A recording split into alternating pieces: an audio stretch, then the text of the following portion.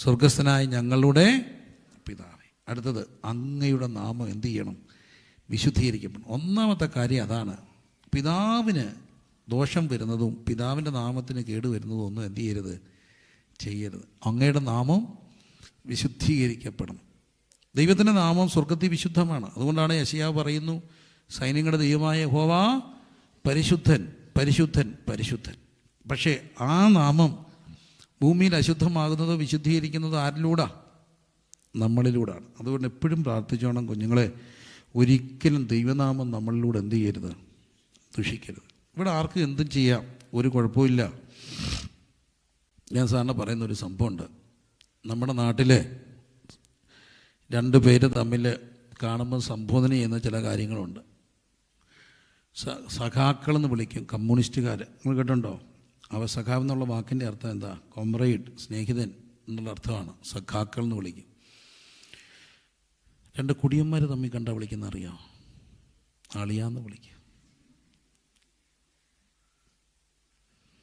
അവർക്ക് തമ്മിൽ ഭയങ്കര അടുപ്പാണ്. അപ്പോൾ അതിൽ ഒരു സുഹൃത്ത് എന്നെ ഒരിക്കൽ വിളിച്ച്, അളിയാൻ എവിടെ? ഞാൻ ചോദിച്ചു. വെള്ളം അടിക്കുന്നതല്ല, എൻ്റെ സ്നേഹമുള്ളൊരു അളിയനാണ്. ഞാൻ പറഞ്ഞാൽ ഇച്ചിരി ദൂരെ, എന്നാ കാര്യം? ഇപ്പം വരണം ടൗണിൽ, ബുദ്ധിമുട്ടാണ്, വന്നേ ഒക്കത്തുള്ളൂ, എനിക്കിപ്പം വരാൻ ഒക്കത്തില്ലെന്ന്. എൻ്റെ അളിയാൻ വരണം, കാരണം കാര്യം പറയാം. എന്താ ഇപ്പം വരണം? ഞാൻ ചോദിച്ചപ്പോൾ പറഞ്ഞു, നമ്മുടെ സഭയിൽ വരുന്ന ഇന്നാര് ബെവറേജ് കോർപ്പറേഷന് മുമ്പിൽ കുപ്പി മേടിപ്പാൻ നിൽപ്പുണ്ട് ക്യൂവിൽ. അത് സഭയിൽ ഇടയ്ക്കിടയ്ക്ക് വരുന്ന ആണോ? എന്നാൽ ഞാൻ പറഞ്ഞു, ഞാൻ ഇപ്പം വന്നേക്കാം, എന്നെ ഞാൻ കാണുമ്പോൾ പിന്നെ വരത്തില്ലല്ലോ, ഞാൻ ഇപ്പം വന്നേക്കാം. ഞാൻ അളിയൻ ഇവിടെ നിൽക്കുന്നത്, അവൻ്റെ പുറകിൽ നിൽപ്പുണ്ട്. അളിയനോട് നിൽപ്പുണ്ട്, അളിയൻ ക്യൂ നിൽപ്പുണ്ട്. പക്ഷേ അളിയൻ പറയുന്നൊരു കാര്യം സത്യമാണ്, എനിക്കിവിടെ നിൽക്കാം, പക്ഷേ ഈ അളിയൻ ഇവിടെ ചെയ്യരുത്, നിൽക്കരുത്. എന്നാ കാര്യം? അവസാനപ്പെട്ടു, സഭയിൽ പോയി. അപ്പം നമ്മൾ എന്താകണമെന്ന് നമ്മളെക്കാട്ടിലും കൂടുതൽ ആർക്കറിയാം? മറ്റുള്ളവർ പറയും നിങ്ങളിങ്ങനെ ആകാവൂ. എന്നാലും നീ അങ്ങനെ അല്ലേടി, ഒരു വിശ്വാസി അല്ലേടാ എന്ന് അവർ ചോദിക്കും. ആര്? മറ്റുള്ളവർ. അതുകൊണ്ടാണ് എപ്പോഴും ഓർക്കപ്പെടണം, എന്നിലൂടെ ദൈവനാമം എന്ത് ചെയ്യപ്പെടരുത്?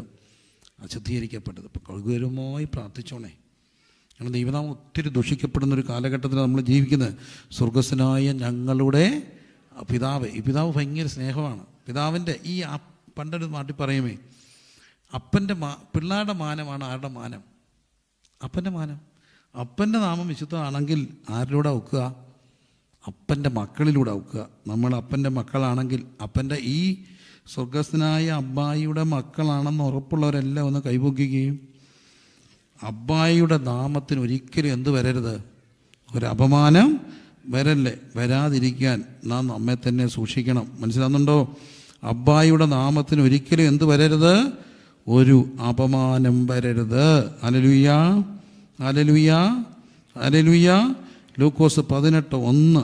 എങ്ങനെ പ്രാർത്ഥിക്കണം? മടുത്തു പോകാതെ പ്രാർത്ഥിക്കണം. ക്രിസ്തു പറഞ്ഞു, പ്രാർത്ഥിക്കാൻ പഠിപ്പിച്ചു. എന്നിട്ട് ക്രിസ്തു പറഞ്ഞു എങ്ങനെ പ്രാർത്ഥിക്കണം? മടുത്തു പോകാതെ പ്രാർത്ഥിക്കണം. എല്ലാവരും പറഞ്ഞേ, മടുത്തു പോകാതെ പ്രാർത്ഥിക്കണം. ഒന്നുകൂടെ പറഞ്ഞേ. എനിക്ക് മടുത്തു പോകാതെ പ്രാർത്ഥിക്കണമെന്ന് പറയുമ്പോൾ മനസ്സിൽ വരുന്ന ഒരു ഓർമ്മയുണ്ട്. ഞങ്ങളുടെ സഭയിലെ ഒരു അപ്പച്ചനുണ്ടായിരുന്നു. ഞങ്ങളുടെ മോളിയച്ചിയുടെ ഒക്കെ ഒരു ബന്ധമാണ്.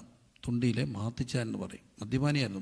എനിക്ക് ഓർമ്മയുണ്ട് അപ്പച്ചൻ ഇങ്ങനെ കുടിച്ചു പോകുന്നു. അന്ന് ഞങ്ങളുടെ നാട്ടിലെ ഒരു പ്രാർത്ഥനാക്കാരത്തിയായിരുന്നു കുഞ്ഞോളമ്മച്ചി. ഇപ്പോഴും ഉണ്ട് അമ്മച്ചി. അമ്മച്ചിക്ക് നല്ല പ്രായമായി. പക്ഷേ അമ്മച്ചിയുടെ കല്യാണം കഴിഞ്ഞ് 30 വർഷത്തിലേറെ ഈ അപ്പച്ചൻ്റെ മദ്യപാനം നിർത്താൻ അമ്മച്ചി പ്രാർത്ഥിച്ചു. അത് യുവത്തിന് വിടത്തില്ല. 30-35 വർഷം. ഒടുവിൽ പ്രായത്തിൽ ഈ അപ്പച്ചൻ രക്ഷിക്കപ്പെട്ടു. നല്ലൊരു അപ്പച്ചനായിരുന്നു. കാലെല്ലാം നീരാണെങ്കിൽ 35 വർഷം പ്രാർത്ഥിച്ച് രക്ഷിക്കപ്പെടുത്ത അപ്പച്ചനുമായിട്ട് അമ്മച്ചിയുടെ ഒരു വരവുണ്ട് യോഗത്തിന്.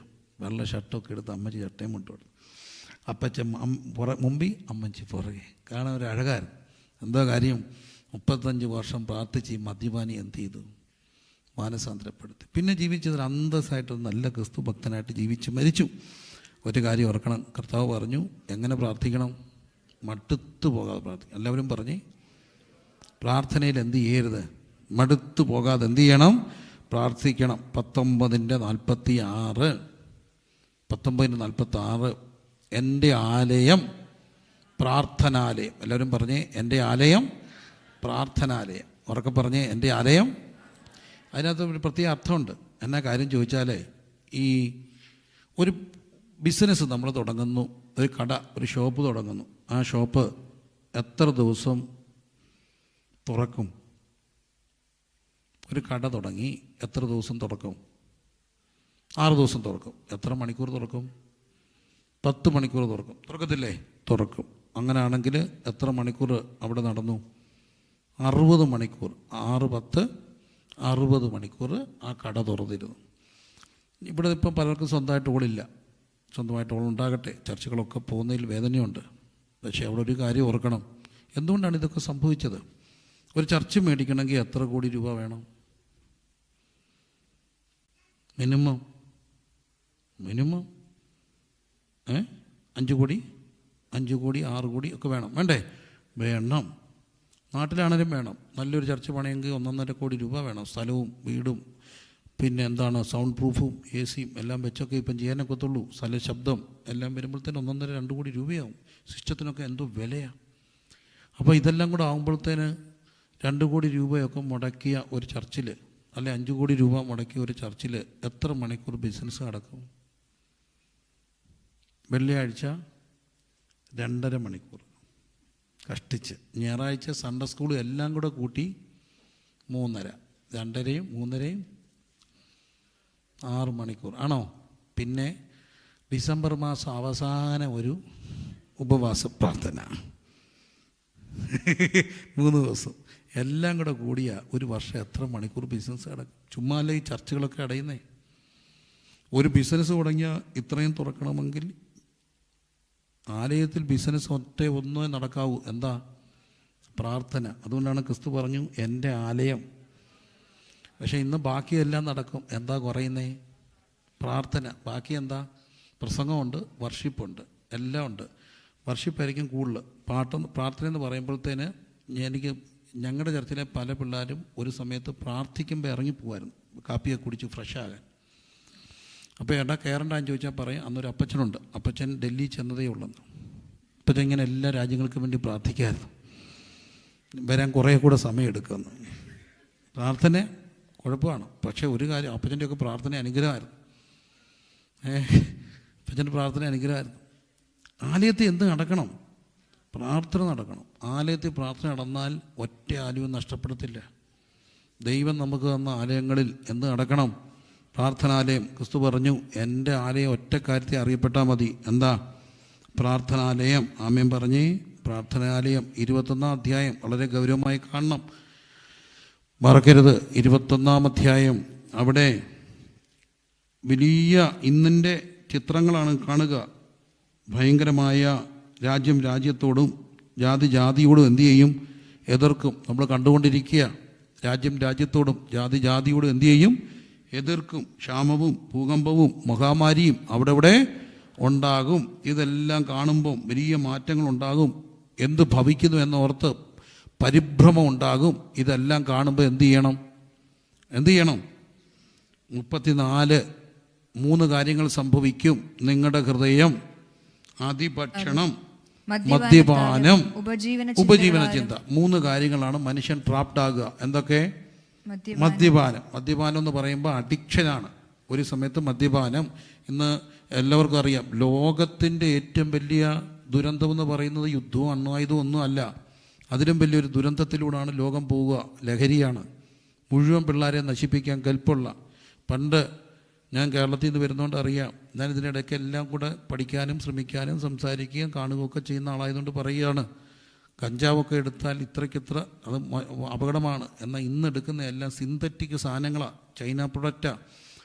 ഫസ്റ്റ് ടൈം ഇൻടേക്കിന് തന്നെ ബ്രെയിൻ ഡാമേജ് ആകും. 5 വർഷം അടിച്ചാൽ അവൻ ഒന്നിച്ചാകും, അല്ലെ കൊല്ലും, അല്ലെ ആത്മഹത്യ. ഇതാണ് സംഭവിക്കുക.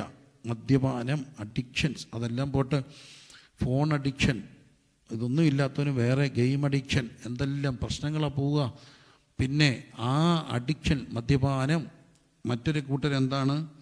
അതിഭക്ഷണം. എന്താണ്? അതിഭക്ഷണം. ഇനി ഞാൻ കേരളത്തിൽ നിന്ന് വരുന്നതുകൊണ്ട് പറയുക, ഒരു സൈഡിൽ നിന്ന് തുടങ്ങിയാൽ മുഴുവൻ മന്തിയാണ്. ഒരിടത്ത് കുഴിമന്തി, ഒരിടത്ത് അൽഫാം, എന്തോ സംഭവം ലോകത്തുള്ളത് മുഴുവനുണ്ട്. KFC, മറ്റേ ചിക്കൻ, മറിച്ച് ചിക്കൻ. അപ്പോൾ ഇതെല്ലാം കഴിഞ്ഞ് വയറ് പോകുമ്പം കയറാൻ ആര്യാസ്. വയറ് ഡാമേജ് ആകുമ്പം കുറച്ച് ദിവസത്തേക്കിന് എന്താണ് ഭാര്യാസ് മസാല ദോശ. അപ്പം ഇതെല്ലാം പണ്ട് വല്ലപ്പോഴും പോകുന്നവർ ഇപ്പോൾ എന്നും എവിടെ പോവാ? പോവാ എവിടെ? കഴിക്കാൻ. എല്ലാം കഴിക്കാൻ പോയിട്ട് എല്ലാവരും എന്തിനായി പോകുന്നറിയാമോ? എന്തോ എടുത്ത് ഇടുക, കഴിച്ചിട്ട് എന്തോ ഇടും? ഫോട്ടോ ഇടും. കഴിച്ചിട്ട് ഫോട്ടോ ഇടല്ലേ. ഇന്നും പട്ടിണി പാടുന്ന ഉള്ളവരുണ്ട്. അവർക്കിത് കാണുമ്പോൾ സങ്കടം വരും. നിരത്തി വെച്ച ഫുഡ് അതിൻ്റെ മുമ്പ് ഇരുന്നുകൊണ്ട് എന്തോ ഇടരുത്, മര്യാദയ്ക്ക് കഴിച്ചിട്ട് വീട്ടിൽ പോക്കോണം. എന്തിനാ ഈ കഴിച്ചതിൻ്റെ ഫോട്ടോ ഇടുക? ഇല്ലാത്തവർ ഇന്നും ഉണ്ട്. അവർക്കിത് കാണുമ്പോൾ സങ്കടം. മക്കളെ, വെറുതെ മനുഷ്യനെ കൊതിപ്പിക്കരുത്. സത്യത്തിൽ എന്തിനീ കഴിച്ച ഫോട്ടോ എങ്ങനെ പോറ്റും? അപ്പോൾ അതുകൊണ്ട് അതിഭക്ഷണം ഒരു സൈഡിൽ എന്താ? അതിഭക്ഷണം. രണ്ടെന്താ? മദ്യപാനം. മൂന്നാമത്തെ എന്താ? ഉപജീവന ചിന്ത. എല്ലാവർക്കും ഉപജീവന ചിന്തയ്ക്ക് ഹാർഡ് വർക്കാണ്. ഇതിനിടയ്ക്ക് വരാൻ പോകുന്നൊരു കാര്യമുണ്ട്. എന്താണെന്നറിയാമോ? കർത്താവിൻ്റെ വരവ്. ഇതെല്ലാം വരും. അതുകൊണ്ട് ഒരു കാര്യം പറയുക, ഈ മേളിൽ പറഞ്ഞ വലിയ ലിസ്റ്റും കർത്താവിൻ്റെ വരവും ഇതെല്ലാം സംഭവിക്കുമ്പോൾ ഈ സംഭവിക്കാൻ പോകുന്ന മദ്യപാനം, അതിഭക്ഷണം, ഭൂകമ്പങ്ങൾ, ക്ഷാമം, ഇതെല്ലാം നമ്മെ ബാധിക്കാതിരിക്കാൻ ഒരു വഴിയേ ഉള്ളൂ. എന്താണെന്നറിയാമോ? സദാകാലത്ത് എങ്ങനെ പ്രാർത്ഥിക്കണം? ഉണർന്ന് പ്രാർത്ഥിക്കണം. എല്ലാവരും പറഞ്ഞേ, എങ്ങനെ പ്രാർത്ഥിക്കണം? ഉണർന്ന് പ്രാർത്ഥിക്കണം. കര ഉയർത്തി പറഞ്ഞേ, ഉണർന്ന് പ്രാർത്ഥിക്കണം. ഉണർന്ന് പ്രാർത്ഥിച്ചാൽ എന്ത് സംഭവിക്കും? ഈ സംഭവിക്കാനുള്ള പലതും എന്തു ചെയ്യും? ഒഴിഞ്ഞു പോകും. പറഞ്ഞേ, ഒഴിഞ്ഞു പോകും. എന്നോട് ഗൗരവമായിട്ട് കർത്താവ് പ്രാർത്ഥനയെക്കുറിച്ച് പറയാനും പഠിപ്പിക്കാനും ദൈവം ഒരു നിയോഗം തന്നതുകൊണ്ടുകൂടാണ് പറയുക. ഒഴിഞ്ഞു പോകും. ഒരു സംഭവം വർഷങ്ങൾക്ക് മുമ്പ് എൻ്റെ കൂടെ ഉണ്ടായിരുന്ന ഒരു സഹോദരൻ, ഒരു കടയുണ്ട്. അത് ഞാനും എന്നെ ഇവിടെ കൊണ്ടാക്കിയ കവൻട്രിയിലുള്ള സഹിച്ചാനും എല്ലാം കൂടെ, ഞാനും സഹിച്ചാനും എൻ്റെ ഫാദറും മദറും കൂടെ ഒരു കല്യാണത്തിന് ദൂരോട്ട് പോകുന്ന വഴിക്ക്, പ്രിയരെ, പോകുന്ന വഴിക്ക് നടന്നൊരു സംഭവം. ഞാൻ നോക്കുമ്പോൾ എൻ്റെ ഫാദർ വണ്ടിക്കകത്തിരുന്ന് ഭയങ്കര ഭയങ്കരമായിട്ട് കരയുക. എന്താ കാര്യം ചോദിക്കുമ്പം ഞങ്ങളുടെ സഭയിലെ ഈ കടയുള്ള മോൻ്റെ പേര് പറഞ്ഞു അവനെ ഓർത്ത് കരയുക. അവനെന്തോ അപകടം വരുന്നു. പ്രാർത്ഥിച്ചു, കരഞ്ഞു, തിരിച്ചു വന്നു. രാത്രിയായി. അന്നേരം തന്നെ ഈ മകൻ്റെ കടയിൽ പോയി. കടയിൽ ചെന്നപ്പം ഞാൻ പറഞ്ഞെടാ, ഇന്ന് പോകുന്ന വഴിക്ക് മുഴുവൻ പപ്പ നിനക്ക് വേണ്ടി കരയുമായിരുന്നു. അവൻ ചോദിച്ചു എപ്പോഴാണ്? ഞാൻ പറഞ്ഞു രാവിലെ 8:30 എടാ, ഒരു സംഭവം ഉണ്ടായി. ഞങ്ങളുടെ പ്രായമാണ്. ഞാൻ രാവിലെ വന്ന് കട തുറന്നു. അപ്പോൾ ഒരാൾ ഒരു സവാള ചോദിക്കും. 1 കിലോ സവാള തരാൻ പറഞ്ഞു. അവനൊരു പാക്കറ്റ് എടുത്ത് സവാള കാരി ഇടാൻ വേണ്ടി സവാള ചാക്കിനകത്തോട്ട് കൈ ഇടുകയും ആ സവാള ചാക്കിനകത്ത് തറ കൂടി ഇരുന്ന ഒരു 8 അടി മൂർഖനും പാമ്പ് ഒറ്റ ചീറ്റ്. ഇവനെ പുറമോട്ട് മാറി ഈ പാമ്പ് താഴോട്ട് വീണു, എഴഞ്ഞു. അവിടെ ഒരു ഭിത്തിയിലൊരു ഒരു പോർത്തും ഉണ്ടായിരുന്നു. കരിങ്കല്ല് കൊണ്ട് കെട്ടിയ ഭിത്തിയാണ്. അതിനിടയ്ക്കോട്ട് കയറി. പുറകെ വന്ന ഒരു തമിഴ് സഹോദരൻ ഈ പാമ്പിൻ്റെ വാലെ കയറി പിടിച്ചു. ചിലർക്ക് ഈ പാമ്പുമായിട്ട് ഭയങ്കര പിടിക്കുന്നവരുണ്ട്. വാലെ പിടിച്ചു. അത് പോരുന്നില്ല. അയാളെന്തെന്നറിയാം, മുണ്ടഴിച്ച് അവത്തെ കൂട്ടിയിട്ട് പിടിച്ചു. പകുതി കൊണ്ട് പീഡിച്ച് പേറിച്ച് വലിച്ച് മുറിച്ച് എടുത്തു. അയാൾ ഊരി നോക്കി എടുത്തു.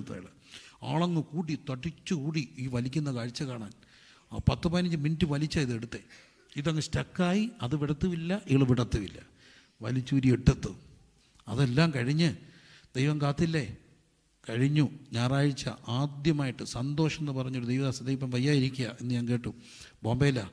അദ്ദേഹം ഞങ്ങളുടെ ചർച്ച വന്നു. യോഗം നടക്കുന്നതിനിടയ്ക്ക് ഈ മോനെ നോക്കിയിട്ട് പറയുക, സഹോദര, ബിസിനസ്സുകാരാ, ദൈവാത്മാവ് പറയുന്നു, നിൻ്റെ കടയ്ക്കകത്തൊരു ഭീകര ഇഴജന്തു കയറി നിൻ്റെ ജീവനപകടത്തിലായ നിമിഷത്തിൽ അതവിടെ ഇരിക്കുന്നത് അറിഞ്ഞത് എൻ്റെ ദാസനെ ഉണർത്തി പ്രാർത്ഥിപ്പിച്ച് നിനക്കും അതിനും ഇടയ്ക്ക് ഒരു തീമതിൽ തീർത്ത ദൈവത്തെ നീ മറക്കരുത്. അപ്പം ഇതൊന്നും അറിയുന്നില്ല. അപ്പം പ്രാർത്ഥിച്ചാൽ എന്ത് സംഭവിക്കും? ഒഴിഞ്ഞു പോകും. എല്ലാവരും പറഞ്ഞ്, പ്രാർത്ഥിച്ചാൽ എന്ത് സംഭവിക്കും?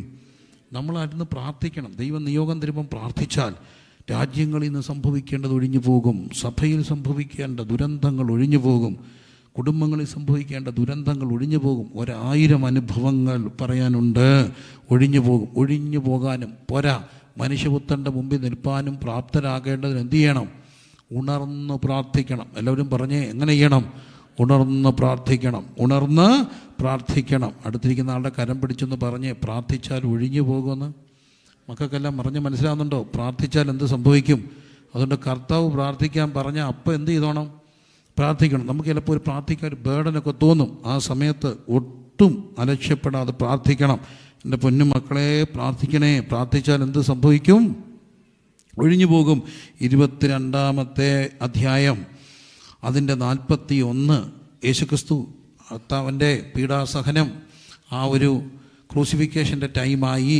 ഗതസമനയിലെത്തി, ഭയങ്കര ടോർമെൻറ്റേഷൻ, കർത്താവിൻ്റെ ഹൃദയം പെയിനായി, ഭയങ്കരമായിട്ട് മരണത്തിൻ്റെ ആ ഒരു വേദന. കർത്താവരോട് പറഞ്ഞു, നിങ്ങൾ പരീക്ഷയിൽ അകപ്പെടാതിരിക്കാൻ എന്ത് ചെയ്യണം? പ്രാർത്ഥിക്കണം. 41 താൻ അവരെ വിട്ട് ഒരു കല്ലേറ് ദൂരത്തോളം വാങ്ങിപ്പോയി മുട്ടുകുത്തി. And he withdrew from them about A stones throw and knelt down and prayed. അവൻ അവരെ വിട്ട് എന്തോരം ദൂരം പോയി? ഒരു കല്ലേറ് ദൂരം പോയി. എല്ലാവരും ഒന്ന് പറഞ്ഞേ, ക്രിസ്തു അവരെ വിട്ട് എന്തോരം പോയി? About A stones throw. അതൊരു ഫ്രേസാണ്. നമുക്കറിയാം, 2 വണ്ടികൾക്ക് തമ്മിൽ എന്തോ വേണം? ആ ഒരു ഡിസ്റ്റൻസ് വേണം. അത് ഇത്ര ഡിസ്റ്റൻസ് വേണമെന്നുള്ളതൊരു ഫ്രേസാണ്. അതിനെ നാട്ടിലൊക്കെ വിളിക്കുന്നത് വണ്ടിപ്പാട് അകലമെന്നാണ്. 2 വണ്ടി തമ്മിലുള്ള അകലം. എന്തിനാ? മുമ്പിലത്തെ വണ്ടി ബ്രേക്ക് പിടിച്ചാൽ നമ്മുടെ വണ്ടി സേഫായിട്ട് എന്ത് ചെയ്യണം? ബ്രേക്ക് പിടിക്കാനുള്ളൊരു അകലം ഇട്ട് വേണം വണ്ടി ഓടിക്കാൻ. അങ്ങനെയാണ് നിയമം. ആണോ? പലപ്പോഴും അത് പാലിക്കുന്നുണ്ടെന്നുള്ള വേറെ കാര്യം. പക്ഷേ അങ്ങനെയാണ് എന്ത് നിയമം? വണ്ടിപ്പാട് അകലം. ഇതുപോലെ വാഴ, 2 വാഴ കുഴിച്ച് വെക്കുമ്പം വാഴയ്ക്ക് കൃത്യമായ അകലവിട്ടാണ് വെക്കുക. അത് കൃഷിക്കാർക്ക് അറിയാം. അവർ നൂല് പിടിച്ചതുപോലെ ഇത് അകലത്തിൽ വെക്കും. ഇതുപോലൊരു ഫ്രേസാണ് കല്ലേറ് ദൂരം എന്ന് പറഞ്ഞാൽ ഒരു കല്ലെറിഞ്ഞാൽ ചെല്ലുന്ന ദൂരം. പറഞ്ഞേ, ഒരു കല്ലെറിഞ്ഞാൽ ചെല്ലുന്ന ദൂരം. പക്ഷെ വണ്ടിക്ക് കൃത്യ അകല, വാഴയ്ക്ക് കൃത്യ അകല. പക്ഷെ ഞാൻ ചിന്തിച്ചപ്പം കല്ലേറിന് കൃത്യ അകല അല്ല, ഓരോരുത്തരുടെ ഓരോ ദൂര. കൊച്ചൊരു കുഞ്ഞ് കല്ലെറിഞ്ഞാൽ ഒത്തിരി പോകുമോ? ഇല്ല. ഒരപ്പച്ചൻ കല്ലെറിഞ്ഞാലോ? ഇച്ചിരിയുടെ നല്ല ചെറുപ്പക്കാരൻ, നല്ല മസിലുള്ള ഷോർട്ട് പുട്ട് താരം എറിഞ്ഞാലോ നല്ല ദൂരം പോവും. അപ്പം കല്ലേറ് ദൂരം ആരുടെ ദൂരാ? ഓരോരുത്തരുടെയും ദൂരമാണ് കല്ലേറ് ദൂരം. ഓരോരുത്തരുടെയും ദൂരം ശ്രദ്ധിക്കണേ. അവനവൻ്റെ ദൂരമാണ് കല്ലേറ് ദൂരം. ക്രിസ്തു പറയുന്നു, അവൻ പീഡാസഹനം, ആ ക്രൂശീകരണത്തിന് തൊട്ടു മുമ്പ് യേശു അവൻ കല്ലേറ് ദൂരം. അർത്ഥം, നിന്റെ ദൂരത്തിൽ ആരുണ്ട്? ക്രിസ്തുവുണ്ട്. എല്ലാവരുടെയും ദൂരത്തിൽ ആരുണ്ട്?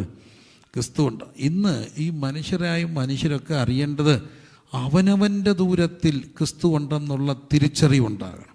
എന്നെ കേൾക്കുന്ന പ്രിയപ്പെട്ട സഹോദരങ്ങളെ, ഓരോരുത്തരുടെയും ദൂരത്താരുണ്ട്? യേശുവുണ്ട്. യേശുവുണ്ട്. യേശുവുണ്ട്. നമുക്കറിയാം, ഇന്നൊരു ഫാസ്റ്റ് ഗോയിങ് വേൾഡാണ്. എല്ലാവരും ഓട്ടത്തിലാണ്. രാവിലെ എഴുന്നേറ്റ എല്ലാവരും എന്താ? ഓട്ടത്തില്ല. ഇത്ര സമയത്ത് ഡ്യൂട്ടിക്ക് എത്തണം, ഓട്ടമാ. ഇത്ര സമയത്ത് പിള്ളേരെ വിടണം, ഓട്ടത്തില്ല. ഓട്ടത്തോട് ഓട്ടം. മനുഷ്യർ മുഴുവൻ ഓട്ടത്തില്ല, ലോകമെമ്പാടും. പക്ഷേ ഈ ഓട്ടത്തിൽ ഓടിയില്ലെങ്കിൽ എന്ന് കൃത്യത്തിലുള്ള ചിന്തയുണ്ട്. ഓടാനൊക്കാതെ പോകുന്നവരെന്ത് ചെയ്യും? എന്ത് ചെയ്യും? പിള്ളേരെല്ലാവരും മിടുക്കരാ. ഞാൻ ഇതെൻ്റെ ജീവിതത്തിൽ ഒത്തിരി എടുത്ത് പറഞ്ഞിട്ടുള്ളൊരു കാര്യമാണ്. പിള്ളേർ ഇന്ന് മിടുക്കരാ. പണ്ടത്തെ പോലെയല്ല. പണ്ടൊരു ഫസ്റ്റ് ക്ലാസ് എന്നൊക്കെ പറഞ്ഞ ഒരു സ്കൂളിൽ SLCക്ക് ഫസ്റ്റ് ക്ലാസ് കിട്ടിയത് 3 പേരെ. 3 ഫസ്റ്റ് ക്ലാസ്, 4 സെക്കൻഡ് ക്ലാസ്, ബാക്കിയെല്ലാം തേർഡ് ക്ലാസ് പാസ്.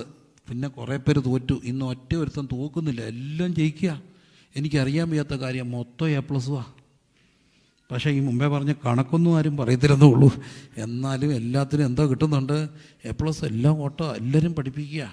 ഈ പഠിക്കുന്ന ദൂരത്തിൽ പുറകിലായി പോകുന്ന പിള്ളേരുണ്ട്. ഉഴപ്പിട്ടല്ല, പഠിക്കാൻ ബുദ്ധി കുറവായി പോയ മക്കളുണ്ട്. അവർ ചിലപ്പം വേറെ ചിലതിന് മിടുക്കരായിരിക്കാം. ഡിഫറൻ്റ്ലി ഡിസേബിൾഡ് എന്നൊക്കെ നമ്മൾ പറയത്തില്ലേ? ചില പുറകിലോട്ടൊക്കെ വരും. ഈ പുറകിലായി പോയവരെന്തോ ചെയ്യും? ഞാനൊരു വീട്ടിലൊരു സന്ധ്യയ്ക്ക് ഇരിക്കുക, പ്രാർത്ഥിക്കുക. ശ്രദ്ധിക്കണേ, കുഞ്ഞ് പ്രാർത്ഥിക്കുന്നു, കുടുംബ പ്രാർത്ഥനയാണ്. പക്ഷെ അവൻ സീരിയസ് ആയിട്ട് പ്രാർത്ഥിക്കുന്നു. കൊച്ചുകുഞ്ഞാ, യേശുപ്പച്ച, എൻ്റെ അപ്പച്ച, ഞാൻ ഇന്ന് സ്കൂളിൽ പോയി, ആ ടീച്ചർ ഏതാണ്ടെല്ലാം പഠിപ്പിച്ചു, എനിക്കൊന്നും മനസ്സിലായില്ല. പക്ഷെ അവർക്ക് എനിക്ക് മനസ്സിലായില്ലെന്ന് ആ തള്ളയ്ക്കും മനസ്സിലായോ? അവൻ പ്രാർത്ഥിക്കുക, യേശുപ്പച്ച അവരെന്നെ അടിച്ചു, എനിക്ക് നൊന്തു. ഒരു കാര്യം ഞാൻ പറഞ്ഞേക്കാം, ഒന്നീ ബുദ്ധി തരണം, അല്ലെ ടീച്ചറെ മാറ്റണം. അവൻ സീരിയസ് ആയിട്ട് പ്രാർത്ഥിക്കുക. മുട്ട എന്ന കുഞ്ഞ് പ്രാർത്ഥിക്കുക. എനിക്ക് കളിയല്ല തോന്നിയത്, കാര്യമാണ് തോന്നിയത്. കാരണം ക്രിസ്തു ഒരിക്കൽ ഈ ട്രയംബൽ എൻട്രി ഇൻടു ദ ജെറൂസലേം വരുന്നുണ്ട്. എന്തിൻ്റെ പുറത്താ? ഡോങ്കി, കഴുതയുടെ പുറത്താ. എനിക്ക് ഭയങ്കര നാണക്കേട് തോന്നി. ഞാൻ കർത്താവിനോട് ചോദിച്ചു, കഴുതപ്പുറത്ത് എന്തിനാ വന്നേ? കുതിരപ്പുറത്ത് വരണ്ടേ? അപ്പം ക്രിസ്തു എന്നോട് ചോദിച്ചൊരു കാര്യമുണ്ട്. കുതിരപ്പുറത്ത് വന്നാൽ A+B the whole squared is equal to A squared plus 2AB plus B squared എന്ന് പറയുന്നതിന് മുമ്പ് എഴുതുന്ന കുഞ്ഞ് കുതിരപ്പുറത്ത് വന്നാൽ ഓടിയെത്തും. കുതിരപ്പുറത്ത് വന്നാൽ നമ്മളെങ്ങനെ ഓടും? കുതിരപ്പുറത്ത് വന്നാൽ കുതിര നടന്നാൽ ഒപ്പം എത്തണമെങ്കിൽ നമ്മൾ എന്ത് ചെയ്യണം? ഓടണം. അപ്പം കുതിര ഓടിയാലോ? കുതിര ഓടിയാൽ നമ്മളെങ്ങനെ എത്തും? അപ്പം എത്ര സ്ലോ ആയി പോയവനോടും ഒപ്പം നടക്കാൻ പെതുക്കെ വന്നൊരു ക്രിസ്തുവുണ്ട്. അവൻ തള്ളയാടുകളെ പെതുക്കെ നടത്തി കുഞ്ഞാടുകളിലെ തോളിലെടുക്കും. ഈ സ്ലോ ആയിപ്പോകും നമ്മുടെ ലോകത്തും കർത്താവുണ്ട്. അപ്രിഷ്യേറ്റ് ചെയ്യുന്നതും സമ്മാനം കൊടുക്കുന്നതും എല്ലാം മിടുക്കർക്കാ. മിടുക്കില്ലാതെ പോകുന്ന മക്കളുടെ പേരൻസ് എന്ത് ചെയ്യും?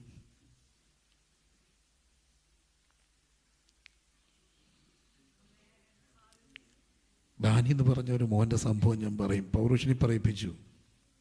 കർത്തദാസൻ്റെ മോനാ. ഡാനി +2 പഠിത്തം നിർത്തി. അവനൊന്നും മനസ്സിലാകുന്നില്ല, ഒന്നും മനസ്സിലായില്ല. അവൻ പഠിത്തം നിർത്തി. അവസാനം ഒരു ഫോട്ടോ കടയിൽ ജോലിക്ക് പോയി. അവൻ്റെ അമ്മ ഒരു കാര്യം ചെയ്തു, പുസ്തകം മുഴുവൻ അടുക്കി വെച്ചു. ആ കർത്തദാസി മുട്ടുകൊത്തി. അവരുടെ കണ്ണീരവസ്ഥ വീണു പലവട്ടം. എൻ്റെ മോന് ബുദ്ധിയുണ്ടേ പഠിക്കത്തില്ലേ? പക്ഷെ ഡാനി ഒരു ദിവസം അമ്മയോട് പറഞ്ഞു, ഞാൻ പഠിക്കാൻ പോയി. കഷ്ടിച്ച് പാസ്സായി, ഡിഗ്രി പാസ്സായി, MA റാങ്കിൽ പാസ്സായി.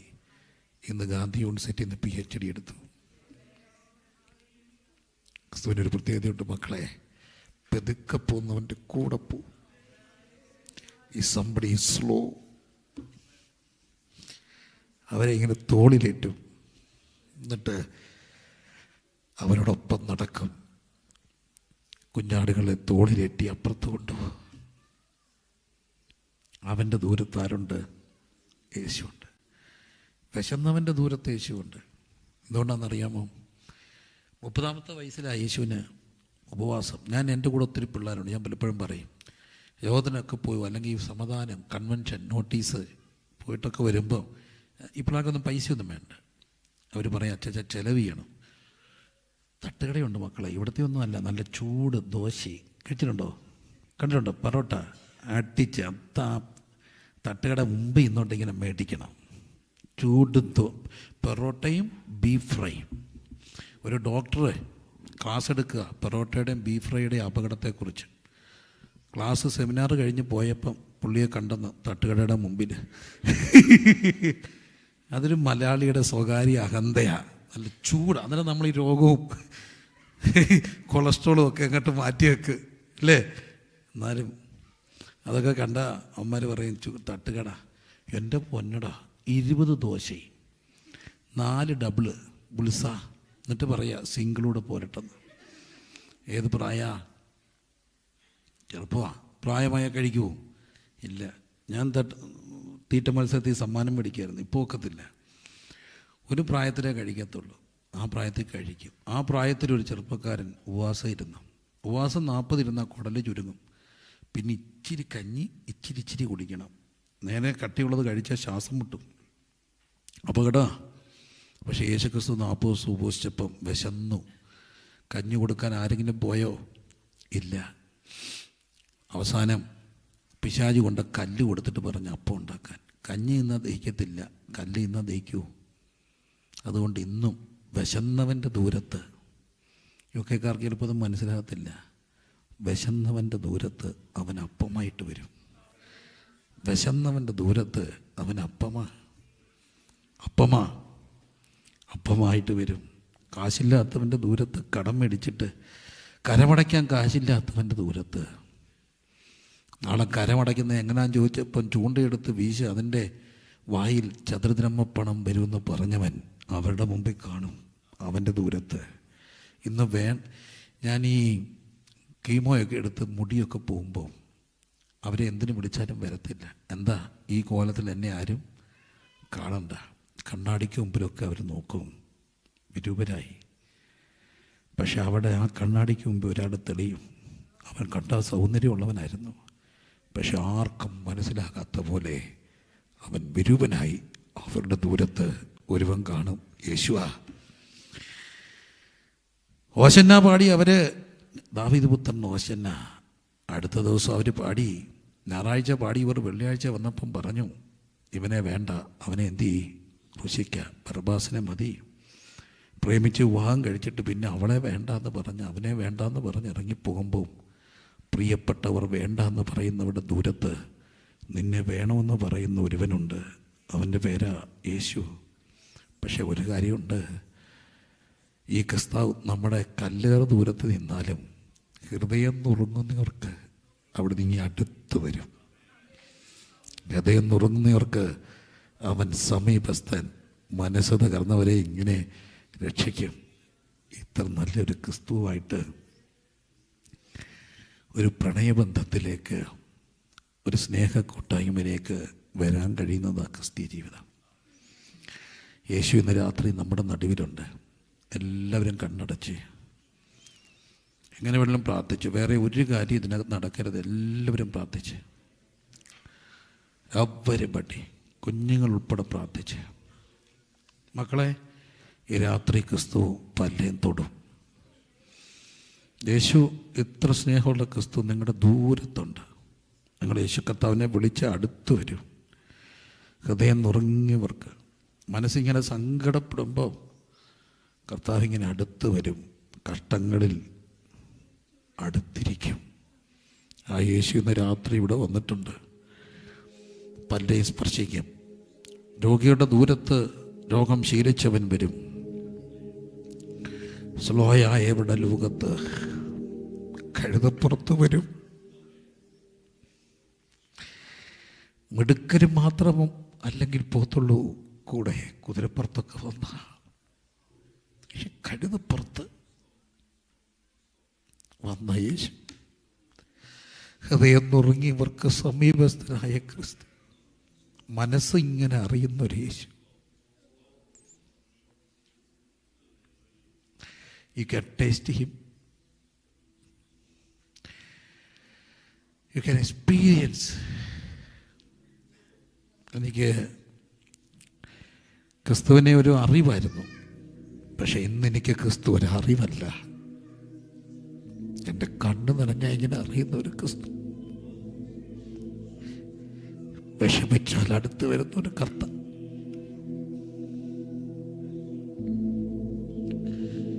എല്ലാവരും പ്രാർത്ഥിച്ചേ. ഇന്ന് രാത്രി നിങ്ങളുടെ വേദന അറിയുന്ന ഒരു കർത്താവ് വന്നിട്ടുണ്ട്.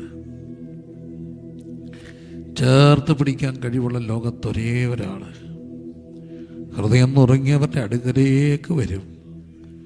എല്ലാം പറയാൻ ഭയാസ്താകാതെ കേൾക്കും. പുറം കണ്ട് മാർക്കിടത്തില്ല, അകമറിയും യേശു.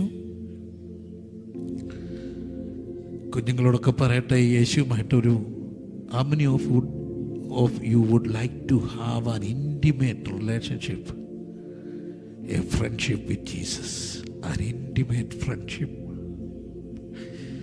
You can talk with him, you can chat with him, you can walk with him.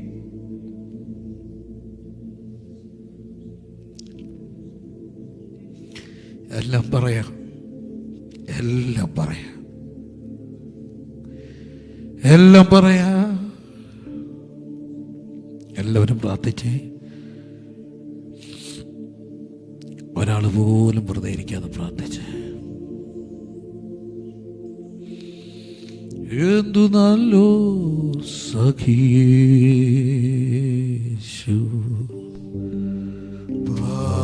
പാപദുഃഖം വഹിക്കും എല്ലാം യേശുവോടു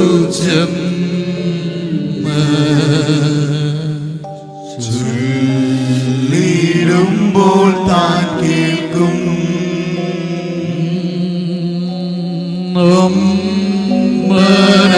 മേരെ സഹിച്ചു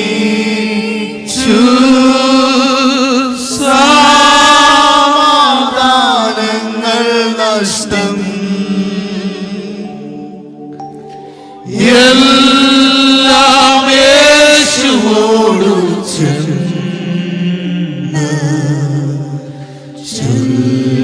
ചൊല്ലിടുമ്പോൾ താൻ കേൾക്കും. കഷ്ടം ശോധനകളുണ്ടോ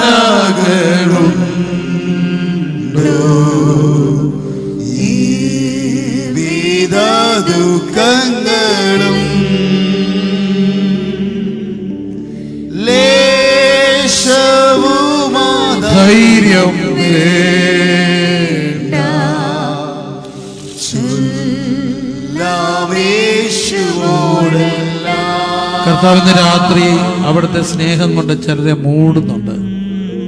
എനിക്കത് അനുഭവിക്കാൻ കഴിയുന്നുണ്ട്. അവിടുത്തെ ആ ഭയങ്കര സ്നേഹ സ്വാന്തനം കൊണ്ട് കർത്താവ് ഒത്തിരി പേരെ ചേർത്ത് പിടിക്കുക. എല്ലാ ഇന്നർ വോൺസിലേക്കും ദൈവത്തിൻ്റെ സ്നേഹത്തിൻ്റെ കരം തൊടട്ടെ. ഈ രാത്രി, ശാന്തമായ രാത്രിയിൽ നിങ്ങളുടെ അടുത്ത് യേശു ഉണ്ട് കേട്ടോ. അടുത്ത്